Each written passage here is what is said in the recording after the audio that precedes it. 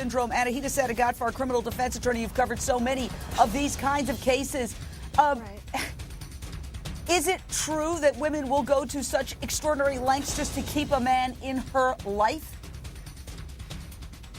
I think that's what we're seeing here, Jane. And like you've said, we've seen this before. This is just so disturbing to think that a mother, someone who's essentially supposed to protect and keep your children safe, would open the door and allow someone to continually molest her children. I don't even think we can call her a mom, Jane. And I don't think she's really going to have much of a defense here in terms of trying to seek an acquittal. I think it's really going to be about trying to show mitigating factors to reduce her sentence. She's going to have to show maybe she herself was the victim of abuse, sexual abuse, violent physical abuse, emotional abuse. Maybe she was under the control of this man, the control of her boyfriend. So I think it's really going to be trying to set out some mitigating factors to try to reduce her sentence, because I don't think she's going to get an acquittal here. Let's go to the phone lines. They're lighting up. Lori, Ohio. Anahita Sedaghatfar, criminal defense attorney. Your thoughts? I totally disagree here. Look, I've heard the word thug be used to describe people that are tough, that are hard, that are bullies. Even white people are called thugs. So I don't think this is racist against African Americans. But Chris who's Christie tough and hard? has been called a thug. Chris Christie has been called a thug left and right all over the media, and he's a white man. So look, Jane, I don't disagree that we really need to have a serious discussion about the role race plays in our criminal justice system. But to take this man's use of the word thug and lead to the conclusion that he acted this way because this guy was African American, I just think it's a stretch.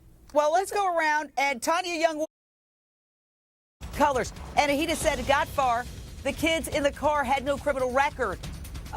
Jordan Davis had no criminal record. He was a good student. He was thinking of joining the military. He never got into trouble. He was not a thug.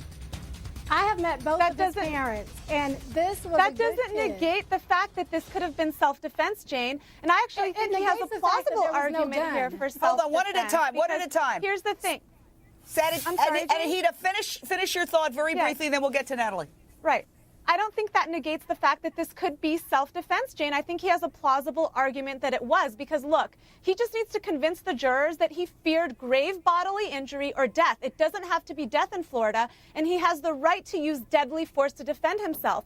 The fact that there was no gun found really is inconsequential, because that gun could have been ditched somewhere, thrown in a field, hidden somewhere. So, you know, there was 4 boys and 1 defendant. So I think the argument Natalie, is plausible. It almost seems that she's saying that far. How do you defend that?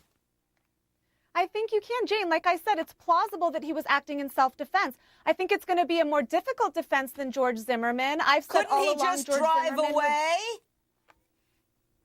Yes, and that's why it's going to be a little bit more difficult. And he's going to have to say that he didn't stop until he felt that that fear was completely abated.